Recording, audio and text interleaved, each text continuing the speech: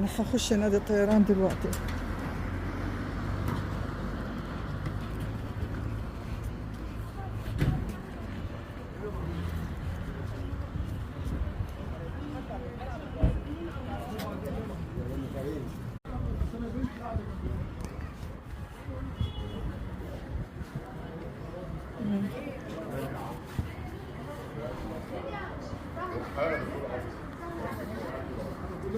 مش عارفة وين نروح أقعد.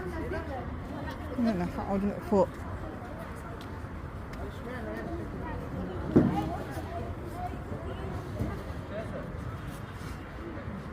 هقعد فوق. مفيش برد، الجو حلو. صباح الفل. بصراحة الجو برد، بس أنا قلت يلا خليني أجي على النادي أجهز ذكرياتي وأشرب حاجة وبعدين أشوف حروح فين. أوكي، هكمل لكم بقى النادي كله. طبعا اليوم الجمعة. تمام.